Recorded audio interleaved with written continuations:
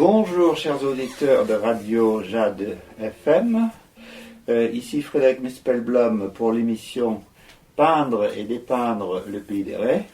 Je me trouve ce matin chez Fabienne Alliot-Lucas, qui est photographe très investie dans le territoire. Fabienne, est-ce que tu peux te présenter rapidement aux auditeurs? Oui, donc je suis Fabienne Alliot-Lucas, je suis donc femme photographe auteur, je suis bretonne, je suis née à Lorient en 1965 et donc je suis mariée, j'ai 3 enfants et je vis sur Pornic. Donc bretonne d'origine, est-ce que, pour tout de suite prendre ce thème-là, est-ce que Pornic pour toi ça relève de la Bretagne? Alors oui, bretonne, c'est un caractère, c'est une façon d'être et un rapport à la mer et au littoral. Et pour moi, dans le choix de Pornic, évidemment, il y a une pensée pour la Bretagne. Pour moi, c'est le dernier port de Bretagne au niveau du sud Bretagne. Et je pense que Pornic, même si elle commence à avoir des influences de Vendée, a une âme Bretagne. On peut même voir sur le drapeau breton, sur le drapeau de Pornic, ou même la toiture du château de Pornic, tout simplement. C'est un signe de la Bretagne. Ouais, c'est vrai que le port de Pornic ressemble à certains petits ports bretons. Alors, on se trouve dans ton atelier, mais je précise aux auditeurs que, puisque nous nous tutoyons dans la vie quotidienne, on continue le tutoiement pendant cette émission. Et donc on se trouve dans ton atelier, donc c'est un atelier de photographe au rez-de-chaussée de ta maison. Et dans cet atelier, il y a plusieurs ordinateurs, des grands, des moyens. Il y a des photos encadrées sur les murs. Et puis il y a toute une installation technique, 3 appareils alignés les uns à côté des autres. Ça sert à quoi ce qui se trouve derrière toi? Alors on a un agrandisseur derrière moi, donc technique pour faire des tirages. On a du matériel qui me sert à couper, un massicot professionnel, et on a aussi donc un appareil qui sert à couper ici. Les papiers, les cartons, ouais. Tout ce qui sert à la photo. L'agrandisseur, c'est celui qui suit. Et celui d'après, ça sert à éclairer un document ou éclairer un objet pour le photographier. Et donc, tu développes tes propres photos? Alors, jusqu'à il n'y a pas très longtemps, oui. J'ai encore tout ce qu'il faut pour développer. Moi, j'ai fait une formation avant le numérique. Donc, j'ai appris à développer mes photos. Et là, il y a des bacs avec différents produits chimiques qui servent aussi au développement? Alors là, c'est quand je procède à des techniques anciennes, comme par exemple le cyanotype.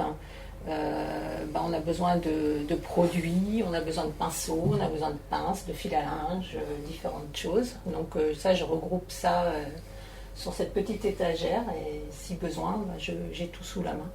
Donc être photographe, c'est aussi un travail manuel et artisanal. Être photographe, ça regroupe énormément de choses, autant en matériel pour la prise de vue qu'en matériel pour le tirage, mais aussi des compétences en informatique, parce que maintenant on utilise beaucoup de numérique, donc il faut traiter, archiver, classer, donc il y a beaucoup de choses qu'il faut apprendre au niveau de l'informatique. Et donc c'est à ça que servent entre autres ces deux ordinateurs. Je travaille avec un ordinateur pour les photos, mais souvent quand je fais du montage en vidéo, j'utilise les 2 ordinateurs pour voir les images de ce que je vais monter, de ce que je suis en train de monter. Ça me permet de passer d'un écran à l'autre ou de chercher quelque chose sur un écran pendant que je fais autre chose et que c'est en train de charger. Je passe de l'un à l'autre, plutôt que d'être à attendre que les choses se fassent, en fait je vais sur l'autre ordinateur continuer à travailler ou à rechercher, et là le téléchargement se fait ou le montage se fait. En fait je peux jouer sur les 2 comme ça. Donc à côté du fait de prendre une photo, il y a un énorme travail après pour les traiter de différentes manières. Tout à fait. Sans compter tout ce qui va advenir après l'editing et le choix des photos. Et le tirage, on va aussi s'intéresser à la conservation de ce qu'on fait. Donc la façon de montrer ces photos. Donc moi je stocke aussi des boîtes remplies de photos, je stocke des cadres, je stocke du matériel de montage. Parce que quand on fait une expo, on a souvent besoin de matériaux, de cadres, de systèmes d'accroche, d'éclairage. Donc au fil du temps, on rassemble plein d'éléments qu'il faut stocker. Donc il y a pas mal de stockage. Et alors sur le mur, je vois 3-4 photos. Là, il y a une photo en noir et blanc. C'est un portrait. C'est un portrait, ouais. C'est un fichu, un foulard. Ouais. C'est une photographie de dos d'une jeune femme qui est ma fille. Et j'ai photographié, sa coiffure, en fait, son foulard mélangé à ses cheveux. Et donc, c'est une photo prise de dos. Ah, c'est magnifique. Et là, il y a des c'est quoi, c'est des oiseaux? Non, oui. C'est des oiseaux? Ça, ce sont des colibris? Non, des petites perruches qui se trouvent à Barcelone, dans un jardin. Et c'était au printemps. Et donc, du coup, j'ai gardé cette photo que je trouvais vraiment appropriée à notre voyage espagnol.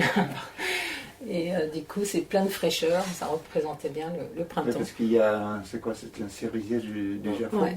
Et les oiseaux, on voit pas leurs ailes, on les voit sous forme floue, parce qu'ils sont en mouvement.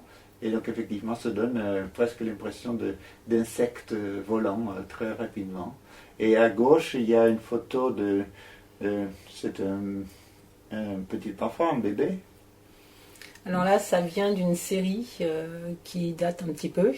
C'est des sténopées que je faisais et cette série, ça s'appelle Victor. Donc il y a une quinzaine de photos faites avec des sténopées. Sténopées, c'est des petits appareils qui n'ont aucun réglage, c'est juste un trou.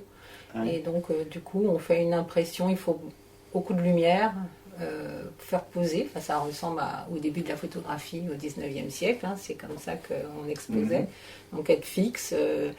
Et du coup, il y a beaucoup d'aléatoires, ce qui me plaisait aussi. Et essayer de prendre l'enfant qui bouge dans tous les sens. Oui. Et donc, du coup, la série c'est une série de portraits de Victor, petit, mon premier garçon. Et du coup, il y a un ensemble de flou, mais qui, pour moi, faisait partie de l'enfance et du bébé. Et donc, ça, c'est une des photos de cette série. D'accord. Et en dessous, il y a une série de 5 photos. Ça, c'est un cadeau. Donc ça, c'est une amie, Danielle Flayeux, qui est une photographe qui vit dans le Midi, qui avait fait, donc, lors d'un voyage pour venir me voir, une série pareille sur ce fameux bébé, et qui m'a offert cette série de photographies en 6:6 en noir et blanc. Et voilà. Alors, Fabrienne, est-ce que tu pourrais présenter un peu aux auditeurs ton parcours? Donc, tu as commencé à dire un peu où tu es né, mais ensuite, comment ta formation, comment tu es arrivé à Pornic, pour quelles raisons? D'accord. Donc, moi, je suis d'une famille bretonne, du Morbihan. Et j'ai passé mon enfance en Bretagne, mais aussi dans les Antilles, parce que mon père travaillait pour les militaires, un fonctionnaire, travaillait pour les militaires. Donc j'ai connu la vie antillaise enfant, les voyages, et ce qui, je pense, est important, la lumière des Antilles. Adolescente, je suis partie vivre en Polynésie, qui m'a fait découvrir une autre façon de vivre. Et comme j'étais au lycée, qui m'a fait découvrir aussi la peinture. C'est comme ça que j'ai découvert le travail de Gauguin. Et j'ai une façon de vivre, je pense, un peu pas nomade, mais qui est liée à l'errance, ou qui est liée au déplacement. Ça, j'ai toujours besoin de bouger, de voyager. Et donc, avec mes parents, on a fait un grand voyage aux États-Unis en partant de Miami jusqu'à New York. Mes parents avec les 4 enfants dans la voiture, ou le traversée de l'Atlantique sur le paquebot France. Et tout ça, c'est pour des enfants. Je pense que ça ancre l'enfance ça ancre l'enfance et ça le met en lien avec le voyage. Et je pense que ça reste pour toujours. Effectivement, prendre le paquebot France, c'est pas rien comme souvenir. Rien, ouais. Donc, suite à ça, au lycée, j'ai découvert aussi les photographies d'Henri Cartier-Bresson. Je pense que c'est comme ça que j'avais eu aussi en cadeau, vers l'âge de 12 ans, un appareil photo avec ma grand-mère. Et je me suis mise à photographier mes amis, ma famille, les pique-niques. Et suite à la découverte des photos de livres d'Henri Cartier-Bresson, je pense que j'ai eu envie de faire de l'art, enfin de travailler dans un milieu artistique. Et j'ai choisi donc une section art plastique. Voilà, donc je me suis formée en cours du soir aux Beaux-Arts. J'ai essayé de lire beaucoup, de me documenter, tout en vivant ma vie de jeune adolescent. Et du coup, après mon bac, j'ai passé le concours de l'école des Beaux-Arts. Et donc, je suis rentrée à l'école des Beaux-Arts d'Angers. Et à l'école des Beaux-Arts, j'ai donc testé la sculpture, la peinture, le dessin, la gravure, enfin tout ce qu'on fait en première année à l'école des Beaux-Arts. Et il n'y avait pas de cours de photo. Et ça m'a beaucoup manqué. Et c'est là où, comme je continue à faire des photos par moi-même, je me suis dit, en fait, c'était ça que je voulais faire. Et j'ai cherché continuellement des idées pour pouvoir me former. Et j'ai vu qu'il existait une école à Arles et qu'après tout, pourquoi pas. Donc j'ai décidé de me préparer à ce concours. Pas toute seule parce que j'ai posé beaucoup de questions à mes professeurs, mais il n'y avait pas grand monde pour m'aider malheureusement. Et j'ai donc cherché tous les livres qu'il fallait lire. Enfin, je me suis préparée. Et j'ai présenté, cette année-là, j'ai présenté l'école de photo d'Arles. Donc j'ai été prise à l'écrit mais pas à l'oral. Mais ça m'a permis d'avoir une première expérience de ce qui était à faire et le niveau qu'il fallait atteindre. Donc j'ai fait une deuxième année d'école des Beaux-Arts pour me repréparer à ce concours, tout en faisant avec des amis des options vidéo, des options photo. Là j'ai changé d'école, j'étais à Toulon, j'étais dans le Midi. Et déjà se rapprocher un petit peu d'art là. Ouais, tout à fait. Bah, ça c'est le concours de circonstances que je vivais avec quelqu'un qui avait trouvé du travail sur le Sud. Donc je l'ai suivi et donc j'ai intégré l'école des Beaux-Arts de Toulon. Et là ça m'a plus ouvert aux arts visuels puisqu'il y avait vidéo, il y avait de la photo. Et donc j'ai passé mon année à me préparer à ce concours. Et donc là j'ai été prise et j'ai intégré l'école de photographie d'Arles qui à cette époque durait 3 ans. Et j'étais jeune par rapport à ma promotion, puisque la plupart des gens, on était une vingtaine, avaient déjà fait des licences, des maîtrises, avaient déjà presque une autre vie avant d'arriver là. Et moi, j'avais 23 ans, j'étais toute jeune, et puis j'avais une montagne de choses à apprendre. Mais bon, ça s'est très bien passé, parce que j'ai eu mon diplôme.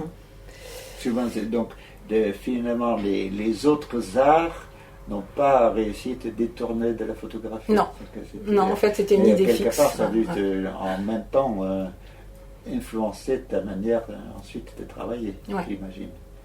En fait, la photographie est très vite devenue pour moi comme un crayon. C'est-à-dire que j'ai tout le temps un appareil photo avec moi. Mais c'est vraiment impossible de me voir sans appareil photo. Et je fais des photos tous les jours. Vraiment, c'est quelque chose, quelqu'un a un sac à main avec ses petits papiers, ben moi j'ai un sac à dos avec un appareil photo, et ça depuis que j'ai 18 ans, 16-18 ans. Quoi. Et je vais même faire mes courses, j'ai un appareil photo avec moi. Donc c'est vraiment une façon de vivre et d'écrire. Et pour moi, la photo fait partie de ma vie, quoi. Je peux pas séparer les deux. Et donc on est au moment où tu as eu ton diplôme. Tout à fait. Donc durant ces années-là, il faut savoir qu'à Arles, donc, on pouvait choisir des options. Et moi, les 2 options comptaient beaucoup. C'est-à-dire que j'ai pris l'option du montage d'exposition et l'option de la vidéo. Donc, en plus des cours, on avait des heures qu'on pouvait passer pour préparer son diplôme sur des domaines qu'on choisissait. Certains ont pris des photographies de studio, d'autres ont pris le reportage. Et moi, en choisissant le montage d'expo, j'ai eu une très très bonne expérience, c'est-à-dire qu'au sein de l'école, il y a une galerie. Et donc on confie à 2 élèves qui ont travaillé en binôme, on confie la réalisation d'une expo de A à Z. Donc on sait qui on va exposer, mais on ne le connaît pas, donc on va d'abord le rencontrer. Donc moi j'ai travaillé avec Claude Ferrand, qui est un photographe parisien, et donc on a dû faire un editing, choisir les photos avec lui. On a fait un catalogue d'exposition, donc on a dû choisir les photos du catalogue, les textes, faire le suivi du livre chez l'imprimeur. Donc personne ne nous aidait, nous étions libres d'aller et venir à l'imprimerie et de décider quand c'était bon, quand il fallait signer les BAT et les bons à tirer. Et après on a fait l'accrochage, donc le choix, le rythme des photos, on était libre de ça. On s'est occupé de la presse, on a préparé le vernissage. Et on a accueilli le public, et de ça, on était notés, et de ça est sortie une note, mais bon, qui était quelque part, qui n'avait pas beaucoup d'importance. L'intérêt, c'était vraiment l'expérience d'être encadré tout en étant très libre, et de suivre un process qui nous permettait après d'avoir compris l'importance des relations, l'importance de l'attention qu'on doit porter à certaines choses, comment ça se passe, le temps qu'il faut aussi pour faire chaque chose. Et voilà, donc ça c'est une partie de ce que j'ai appris à Arles. L'importance du livre aussi, l'importance d'aller, que la photo soit imprimée, l'importance du tirage, et ça, c'est important, quoi. Voilà. Et l'autre domaine, c'est la vidéo. Alors, la vidéo, moi, j'avais découvert pendant mes études, parce qu'il y a une très grande bibliothèque dans l'école de photo avec énormément de livres. Et donc, tous les soirs, la bibliothèque restait ouverte très tard, jusqu'à 11h. Et on pouvait donc aller travailler à la bibliothèque. À cette époque-là, on n'avait pas d'ordinateur ni de téléphone. Donc, on allait la plupart des étudiants étaient à la bibliothèque jusqu'à 11h. Et donc là, l'idée, c'était de regarder le maximum de choses. Et j'avais découvert un photographe qui s'appelle Josef Sudek, qui est un photographe tchèque. Et j'ai été fascinée par son travail, parce que ce monsieur avait perdu un bras pendant la guerre, la première guerre mondiale. Et il utilisait une chambre. Et il se baladait dans Prague avec sa chambre, et il a beaucoup photographié. Une chambre, c'est la chambre de l'appareil photo. Oui, une chambre photographique, c'est un appareil grand format qui permet de faire un très grand négatif. Donc c'était quelque chose de lourd qui se baladait avec une chambre, c'est porter plusieurs kilos, et du coup c'est un temps particulier quand on s'installe et quand on utilise une chambre. Faut réfléchir et on peut pas bouger, quoi. C'est pas du tout comme si on utilisait un petit appareil photo et on peut en quelques heures faire quelques kilomètres. Là, c'est pesé, quoi. Chaque chose est réfléchie. Et donc, ce monsieur a fait aussi beaucoup de photographies depuis son atelier sur son jardin à travers une fenêtre. Et j'ai adoré ces photos-là parce qu'elles étaient pleines de poésie. Et en fait, je me disais que sans aller bien loin, il avait trouvé de quoi parler, de quoi dire quelque chose. Il regardait son jardin, photographiait la neige sur les arbres, et c'était vraiment très très beau. Et il faisait beaucoup de nature morte avec des papiers froissés. Enfin, c'était hyper intéressant et hyper étonnant. Donc j'ai cru comprendre en lisant les documents qu'il y avait à la bibliothèque que son atelier était encore là. Mais comme c'était à cette époque-là pays de l'Est, on n'avait pas énormément d'informations. Donc je suis allée à Prague en repérage pour essayer de trouver ce fameux atelier. Et je l'ai trouvé, et du coup j'ai fait des photos. Et suite à ça, avec mes professeurs, j'ai décidé de faire un petit film sur cet atelier et que ce petit film serait dans mon diplôme, présenté lors de mon diplôme. Donc évidemment, il y a eu 2-3 voyages, un deuxième voyage avec une caméra, et là, il s'est passé le fait que je suis rentrée dans l'atelier alors que c'était interdit, et que j'ai filmé l'intérieur de l'atelier. Et j'ai discuté aussi avec des voisins, donc ça faisait un peu peur parce qu'on ne savait pas trop ce qui pouvait se passer si quelqu'un appelait la police. Et j'ai monté ces images-là, et j'ai eu l'idée aussi d'aller rencontrer le conservateur de photographie du musée de Prague, qui connaissait parfaitement le travail de Sudek, et d'aller échanger avec lui en anglais et lui faire une interview. Et après, j'ai monté l'interview tout en montant les images de l'atelier. Et ce petit film, j'ai réalisé ça et j'ai présenté ça pour mon diplôme. Voilà. D'accord. Et alors, qu'est-ce qui se passe entre Arles et ensuite Pornic? Alors, comment j'arrive à Pornic? Oui, alors au début. C'est parce que c'était tout de suite après que je suis venue à Pornic? Non, je suis arrivée à Pornic en 2002. Non, on a beaucoup. Alors, j'ai travaillé aux rencontres de la photo en Bretagne avec Guy Hersan, qui m'a pris pendant 3 mois. C'était mon premier travail après l'école de photo d'art. Donc, en fait, après Arles, tu es revenu dans tes pays d'origine, Oui, disons. en fait, j'ai gardé mon logement à Arles et je suis venue chez mes parents. Et donc, pendant 3-4 mois, j'ai travaillé avec Guy et son équipe. Maintenant, c'est la galerie Le Lieu à Lorient, qui existe toujours. C'est plus Guy Hersan qui en est le directeur, mais c'est lui qui a créé ce lieu et qui a créé les rencontres photographiques de Bretagne.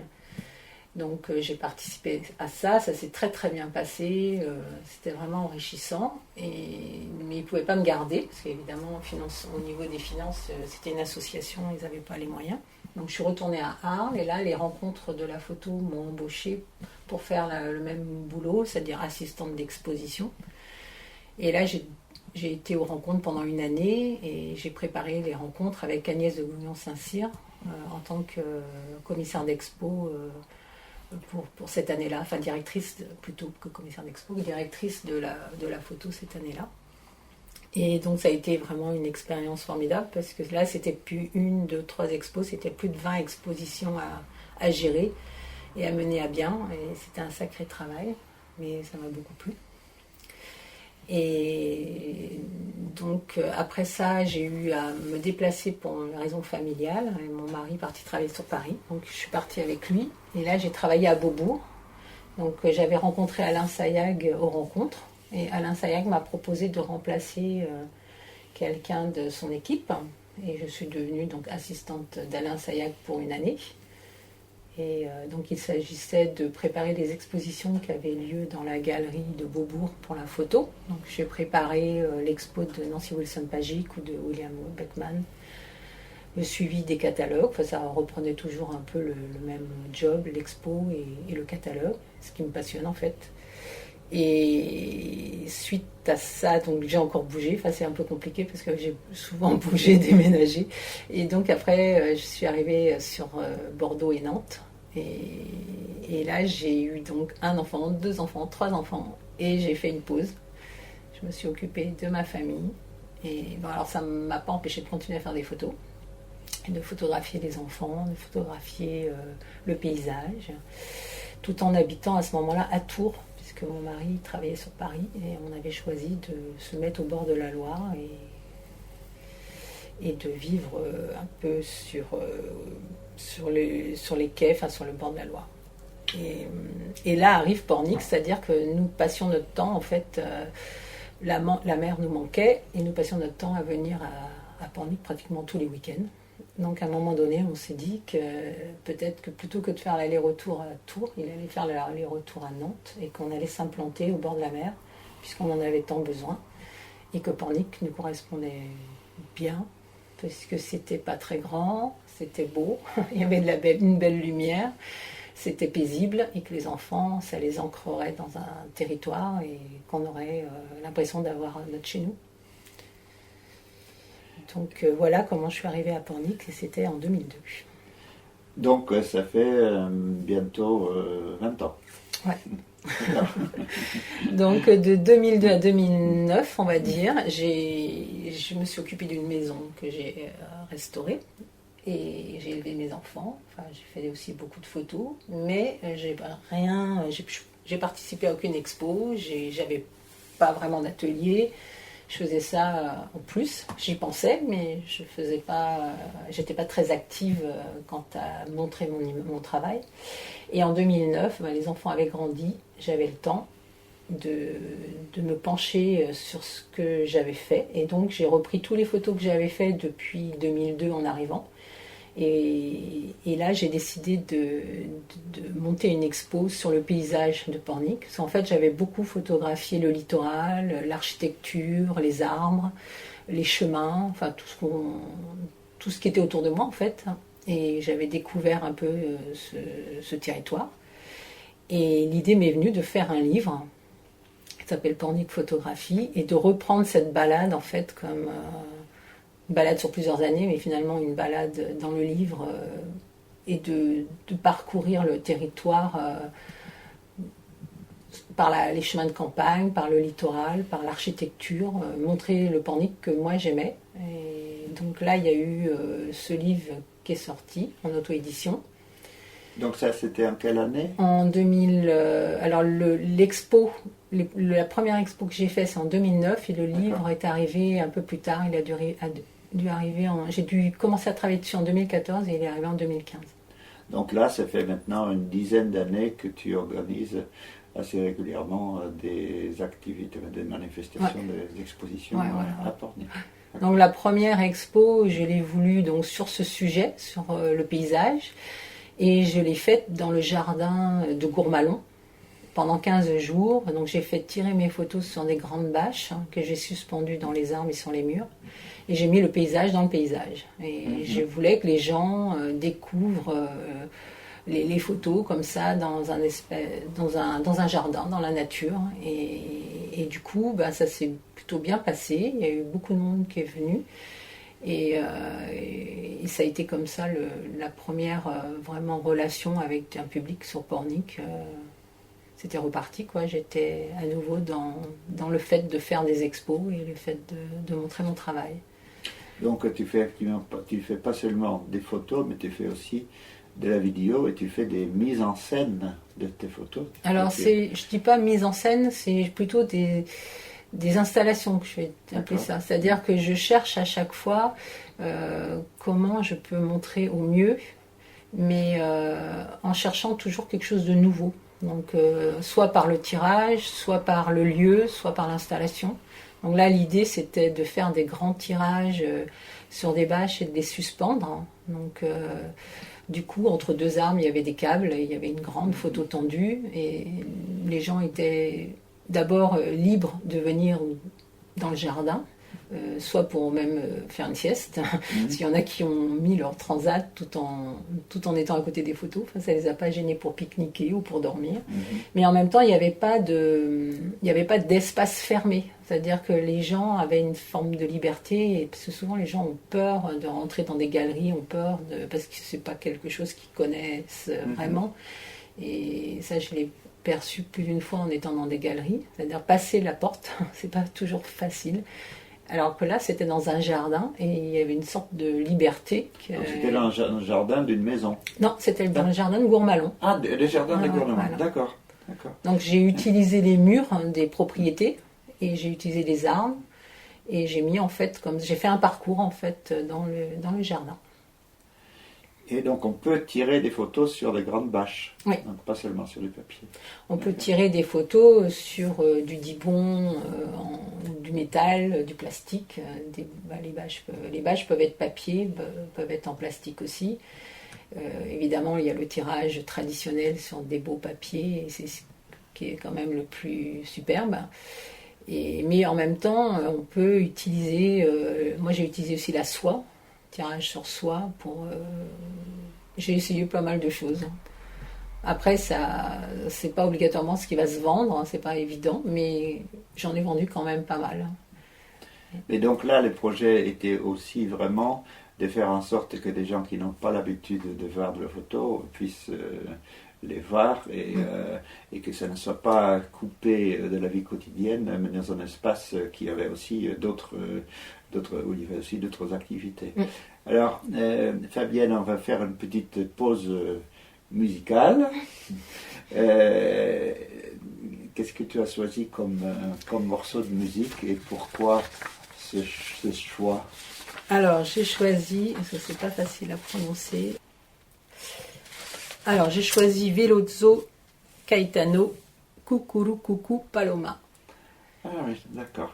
Et pourquoi ce choix? Alors, ce choix, je trouve cette chanson splendide. Je l'ai découvert dans le film d'Almodovar. Je parle avec ma mère, je crois. Et parle avec elle, le titre du film d'Almodovar. Et j'ai eu l'impression de faire un voyage. Le temps de sa chanson. Dicen que por las noches nomás se le iba en puro llorar. Dicen que no comía, nomás se le iba en puro tomar. Juran que el mismo cielo se estremecía al oír su llanto. Cómo sufría por ella, que hasta en su muerte la fue llamando. Ay, ay, ay, ay, ay.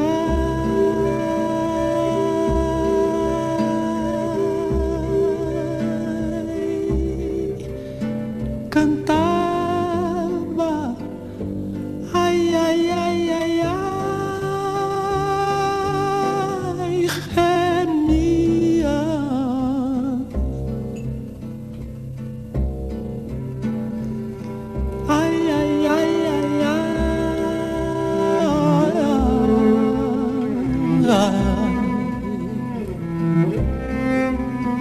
Cantaba de pasión mortal, moría.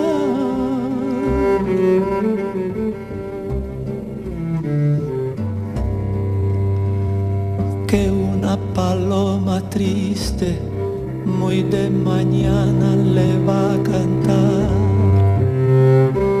a la casita sola con sus puertitas de par en par.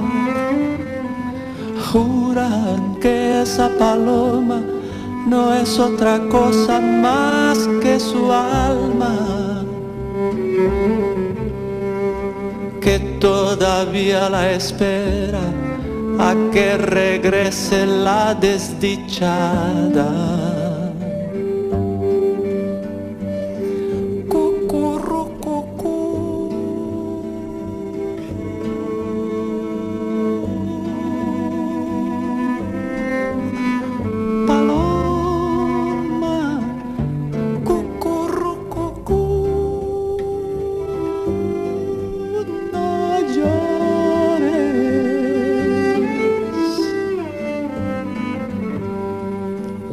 Las piedras jamás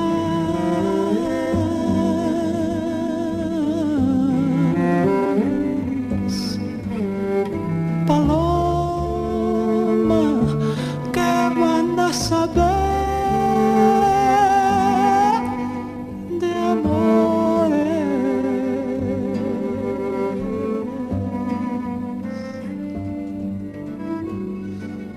Et ces dernières années, moi je sais que j'ai vu il y a 2 ans, je crois, l'exposition en Pornic, les habitants de Pornic, c'est ça? Mais tu peux remonter plus loin. Voilà, donc pour aborder un peu la question des rapports entre ce que tu fais et le pays des rêves sous ses différentes formes, et vers la fin notamment ton projet actuel sur la ruralité, qui effectivement qui nous sort un petit peu de Pornic. D'accord. Donc en fait, le territoire de Pornic, j'ai essayé en fait de le définir, enfin de l'aborder de différentes façons. J'ai donc commencé le premier projet donc avec ces paysages et ce travail sur le littoral, l'architecture, le paysage, les chemins en noir et blanc. Et suite à ça, j'ai aussi rencontré des artistes, d'autres artistes. Évidemment, quand on commence à exposer, on a aussi des visiteurs qui sont des peintres, des dessinateurs, enfin des gens qui s'intéressent à l'art. Et là, je me suis rendu compte que sur Pornic, on n'en parlait pas beaucoup, mais il y avait énormément d'artistes et de gens qui étaient venus s'installer là, comme moi, pour des raisons, on va dire, liées à la lumière, liées au paysage, liées à la beauté en fait de cet endroit. Et après quelques discussions avec les uns et les autres, j'ai commencé à me dire que j'allais faire un travail sur les ateliers et d'aller rencontrer tous les artistes que je pouvais et photographier leur atelier et les objets ou l'atmosphère, ou essayer de comprendre en fait où était l'origine de leur création. Est-ce que c'était dans leur atelier ou est-ce que c'était leur paysage? Qu'est-ce qui faisait que là, ils arrivaient en fait à créer et à faire quelque chose? Je voulais mieux comprendre, en fait, c'était aussi mieux comprendre, comprendre ce que je faisais, c'est de savoir s'il y avait une influence sur le lieu où on vit et ce qui nous entoure, si vraiment il y a un lien quoi, avec ce qu'on fait. Donc j'ai été dans plus de 50 ateliers, j'ai eu, comme on fait aujourd'hui, des entretiens, des relations avec une cinquantaine, ce qui m'a permis aussi de faire du réseau, parce que je ne connaissais pas tous ces gens pour la plupart, ça s'est fait de fil en aiguille, chacun m'amenait à voir quelqu'un d'autre, je prenais des rendez-vous, j'allais les voir, ils me laissaient photographier, je faisais des portraits, je photographiais leur atelier. Et au final, tout ce travail qui a duré plus d'un an et demi, a donné une expo d'abord, une première expo. Et j'ai continué parce que d'autres personnes me sollicitaient. Donc il y a eu une deuxième expo. Et au moment de la deuxième expo, en fait, j'avais décidé de regrouper ça dans un livre. Et donc j'ai sorti un livre qui s'appelle Les Ateliers d'artistes en même temps que la deuxième expo. Et j'ai financé ce livre par KissKissBankBank, qui est un crowdfunding sur Internet que j'avais découvert pour trouver le financement. C'est-à-dire que les gens ont préacheté le livre avant qu'il sorte. Et du coup, au moment du vernissage, ils ont pu récupérer le livre dans l'expo. Et bon, c'était la première fois que je faisais ça, donc ça a été aussi toute une aventure parce que c'est pas rien. Autant de faire le livre que de faire le crowdfunding et de s'occuper de tout ça. Et donc en fait, de chaque atelier, il y avait 1 à 2 photos et dans des formats très différents. Donc j'ai fait des grandes photos, des grandes bâches qui étaient suspendues. C'était à la chapelle de l'hôpital. Donc la chapelle de l'hôpital, c'est un lieu d'exposition sur Pornic qui est dans une ancienne chapelle de l'hôpital de Pornic qui a été transformée en galerie, enfin en espace d'exposition. Et donc du coup, il y a une très grande hauteur sous plafond et des grands murs. Donc j'ai cherché à utiliser cette hauteur et j'ai suspendu donc des grandes photos et on pouvait se balader entre les photos. Et puis sur les murs, j'ai fait toutes des grands panoramiques qui reprenaient en fait les lieux, les gens. Mais les gens ont été un peu surpris des choix des fois que j'avais fait. Parce que j'ai pas obligatoirement mis la photo du peintre avec son chevalet, mais peut-être un détail d'un pinceau posé sur un chevalet, une ambiance, des petits détails. Et Dieu sait que si les peintres ont de grands égos. Alors, en fait, je me suis attachée aux petites choses. Et souvent, dans mes photos, en fait, ce qui m'intéresse, c'est souvent les petites choses banales. Enfin, on va appeler ça la photographie vernaculaire. C'est-à-dire que c'est la photographie qui regarde, pas les choses spectaculaires, les choses importantes, mais les petites choses, les choses de la vie, les choses du quotidien, les choses simples. Et de ça, j'espère pas pointer du doigt sur des choses, des détails, mais relever une ambiance, un charme, une poésie. Et c'est un peu souvent, dans mes photos, je retrouve ce genre de choses. Là aussi, ce qui m'a fait comprendre quelque chose, ce projet, c'est la relation avec les autres. Je me suis sentie très à l'aise de discuter, de parler avec tous ces gens. Et j'ai vu que j'aimais en fait ça, les relations avec les gens, et d'où le projet après des habitants. C'est-à-dire, c'est une idée qui m'est venue.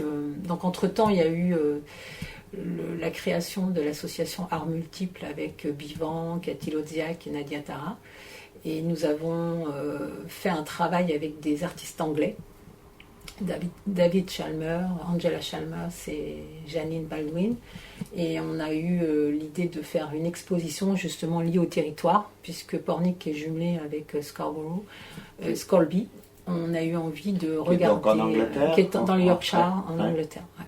Donc on a eu l'idée en fait de regarder nos territoires, les Anglais regardant Pornic et nous regardant leur territoire anglais, et de chercher en fait le lien entre nos deux territoires. Et du coup on a fait beaucoup de voyages en Angleterre pour faire cette expo qui s'est appelée Territoire justement avec un S. Et donc l'expo a eu lieu en Angleterre pendant un mois, et après a eu lieu à Pornic pendant un mois, et les Anglais artistes sont venus ici aussi. Donc ça a été le premier projet avec l'association qui était liée aussi au territoire. Et donc ça s'est tellement bien passé que c'était très intéressant. On avait décidé de faire une seconde expo qui se serait appelée Life, sur la vie dans nos territoires. Et moi, comme j'avais une idée depuis un moment, c'est-à-dire je m'intéressais à pourquoi les gens choisissent cet endroit pour vivre, pourquoi Pornic et pas Saint-Nazaire, pourquoi Pornic et pas Lorient. Et déjà, j'avais pu parler avec plusieurs personnes sur ce sujet. Et souvent, je demandais aux gens, mais pourquoi en fait vous avez choisi de vous installer ici? Et je me suis rendu compte qu'il y avait plein d'histoires et que c'était très intéressant. Donc, pour cette expo, pour l'Expo Live, j'ai décidé de faire un travail sur les habitants que j'ai appelé Love Pornic, parce qu'en fait, ils aiment tous Pornic. Et je me suis mise à faire des portraits des gens. Donc, j'ai invité tous les gens qui voulaient venir à me solliciter pour faire une séance de photos. Donc j'ai fait leurs portraits et je les ai interviewés en petites vidéos, et je posais toujours la même question. Alors il y avait un dispositif, même fond, même lieu, même lumière naturelle, enfin ou presque, parce que c'était sur plusieurs mois. Et en fait je posais la même question, je ne rajoutais rien de plus et je ne coupais pas. Enfin c'était le plus proche de ce qui était la réalité. Et j'ai monté en fait tous ces... Et cette question, c'était quoi? C'était, alors je ne me rappelle plus exactement la question, mais c'était pourquoi avez-vous choisi de venir vivre à Pornic et pourquoi vous y êtes resté? Je crois que c'est quelque chose comme ça. Et donc comme au départ c'était un travail qu'on faisait avec des Anglais, je me suis dit, mais en fait peut-être qu'il y a pas mal d'Anglais qui vivent sur le territoire, et j'ai commencé à chercher les Anglais vivant ici. Et des Anglais, je suis passée à d'autres nationalités. Et en fait, j'ai rencontré plus de 12 nationalités.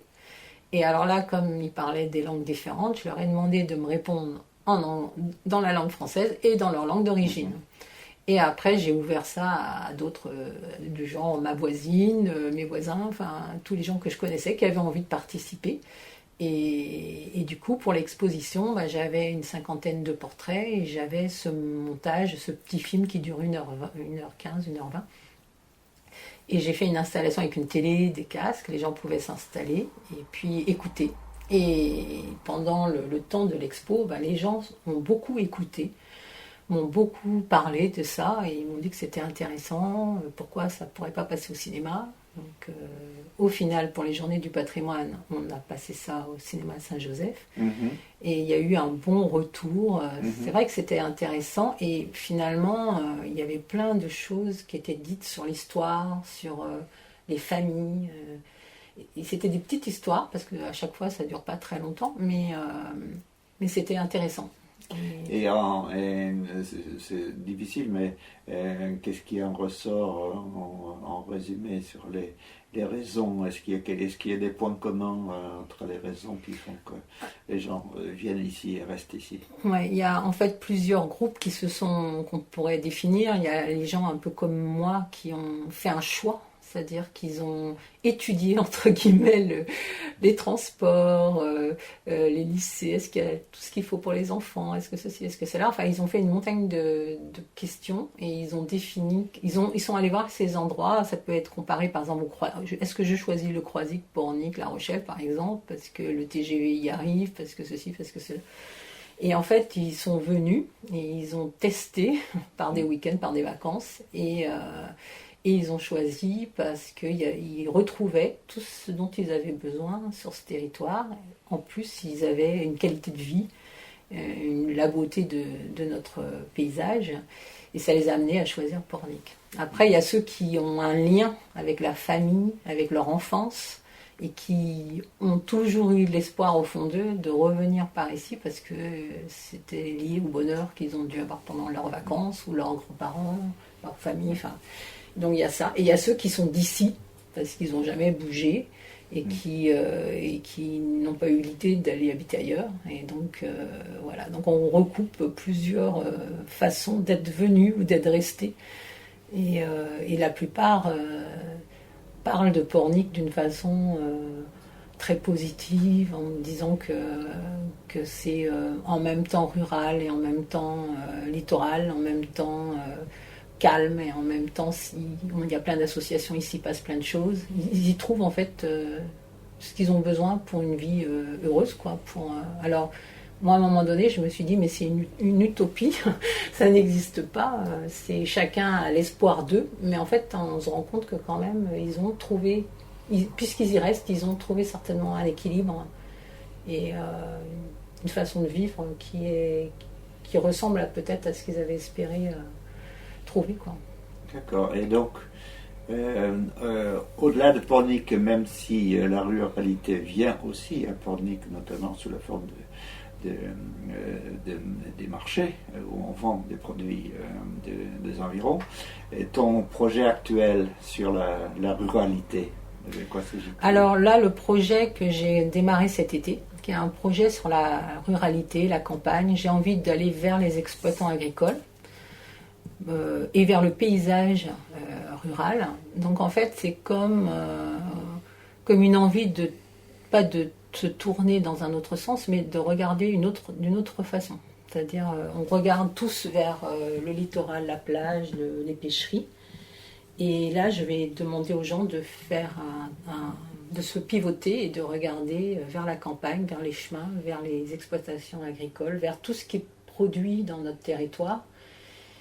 Et se rendre compte aussi de la beauté, évidemment, de la campagne, parce qu'en fait, dans notre campagne, on a des étangs, on a des rivières, on a des ruisseaux, on a des terrains inondables, on a un immense lac.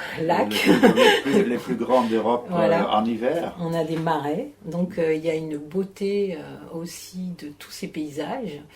Et il y a, parce que je me suis baladé ces derniers temps pour découvrir tous les menhirs qu'il y a sur le territoire.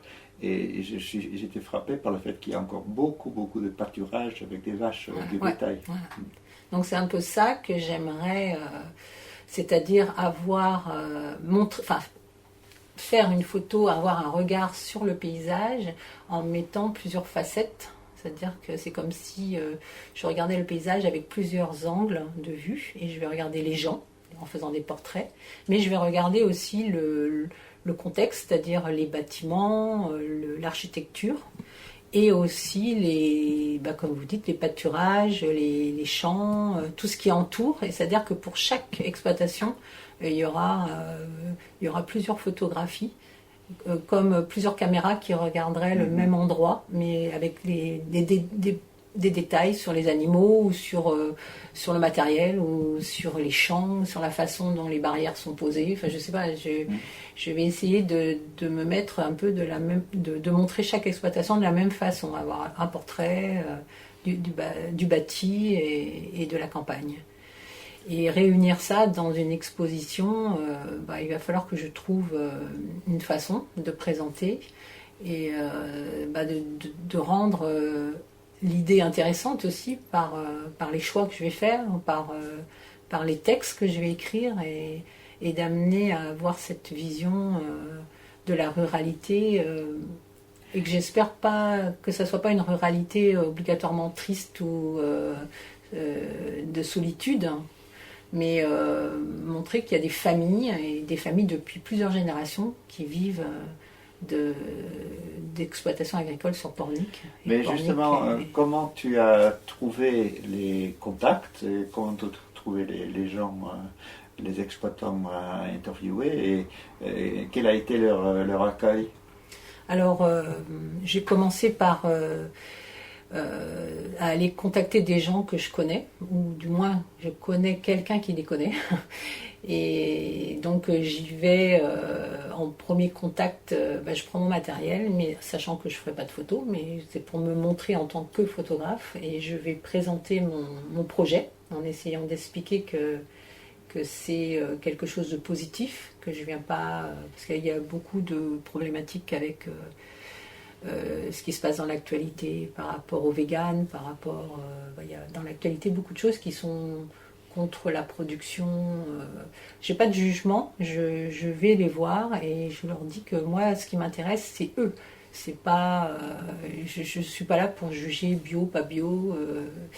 Je m'intéresse aux exploitations, aux gens et surtout à notre territoire. Après, je ne rentre pas dans la politique et dans ces aspects-là, même si j'ai mes propres avis. Et évidemment, j'aime bien les produits bio et bien manger aussi. Mais dans le projet, je vais à leur rencontre, je leur explique qu'il y a un droit de regard, évidemment, mais que je ne suis pas là pour critiquer ou pour faire quelque chose contre eux, quoi. Donc ça, c'est essayer de les convaincre de ça, de la bonne intention, et de leur dire aussi qu'ils seraient tenus au courant, invités, et que ça pouvait être... de choisir de faire le projet, c'est aussi une façon de montrer aux gens qu'ils existent et que ce qu'ils font, et c'est une façon aussi de parler d'eux et de pouvoir aller venir discuter, mais pas lié à la vente de produits ou à le côté politique, mais plus par le côté artistique. C'est-à-dire qu'ils vont être vus d'une autre, peut-être d'autres personnes qui ne sont pas habituées à être en lien avec eux, quoi. Je ne sais pas si je m'explique. Oui, voir leur métier, leur activité d'une manière photographique, voire poétique. Ouais, voilà, c'est ça, ouais.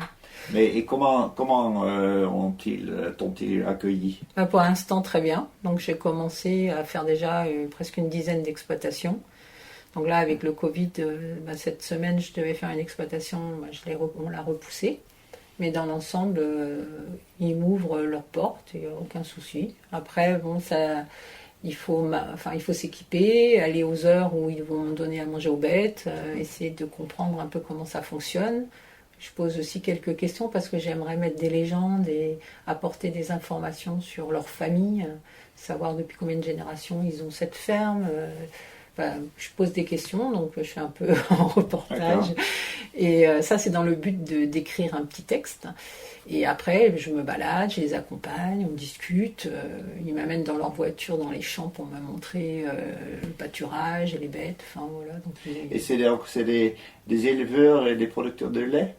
Pour l'instant, j'ai fait un vigneron, j'ai fait la production de sel, j'ai fait des vaches, des productions laitières et des moutons. Voilà, donc après, j'espère pouvoir aller voir des gens qui font du miel, des gens qui produisent différents produits et qui élèvent différentes bêtes. J'ai cru comprendre que dans les années 65, il y avait 365 exploitations agricoles sur Pornic, quand il y en a 75 à l'heure actuelle. Donc j'ai de quoi faire. Maintenant, c'est sûr que je n'arriverai pas à aller voir tout le monde. Mais souvent, c'est de bouche à oreille. Ils me disent va voir un tel, s'il est de ma famille. En fait, j'avance souvent, un peu comme pour les ateliers d'artistes, j'avance de contact en contact. Et puis j'attends qu'ils me rappellent, je prends un rendez-vous. Et tout ça, ça prend beaucoup de temps. Il ne faut pas bousculer les gens. Ils ont à faire, ils ont leur métier. Et donc, il faut que j'arrive au bon moment, au moment où ils ont un petit peu de temps à me consacrer. Il ne faut pas que je sois là pour les embêter. Et en même temps, j'ai envie de passer un petit peu de temps pour les connaître aussi un petit peu, quoi. D'accord. Alors, Fabienne, on arrive vers la fin de cette émission. J'aurais envie de te demander qu'est-ce que tu aimerais apporter par tes photos, tes reportages, tes expositions, qu'est-ce que tu aimerais apporter aux gens qui viennent visiter tes expositions, qui regardent tes photos? Alors, je pense que l'art peut apporter beaucoup aux gens. Enfin, l'art, on dit que l'art peut changer le monde. Je ne sais pas si c'est vrai. Mais faire entrer l'art dans sa maison, soit par l'achat d'un tableau, par l'achat d'une photo, c'est apporter de la poésie. Enfin, en tout cas, moi, quand j'achète une photo, quand j'achète un tableau, je vais avoir un lien avec le travail de la personne, un lien avec une œuvre. Et en fait, à la regarder chaque jour, soit on rêve, hein, soit on voyage. C'est un plus, c'est du bonheur, quoi. C'est quelque chose de positif qu'on peut ajouter à sa vie. Et sans compter le fait de créer une collection, d'accumuler des achats.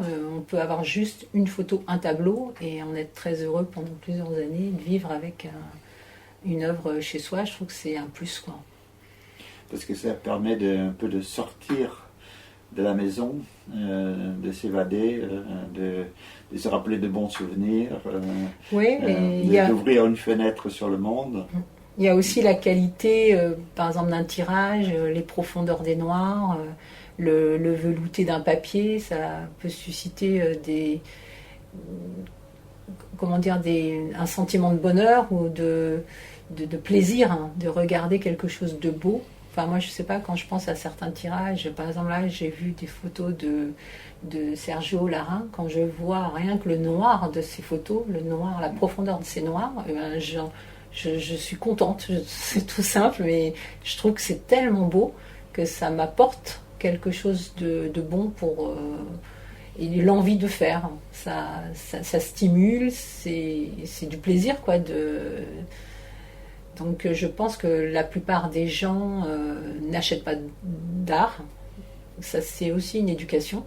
De penser qu'on peut ne pas avoir une affiche, mais un tableau, ou plutôt qu'une affiche, une photo. Mais quand on en a un, on est en général assez fier et on sait que ça nous apporte du bonheur. Ben, merci beaucoup, Fabienne. Merci pour ton accueil. Et donc, chers auditeurs, je rends l'antenne et à la prochaine fois.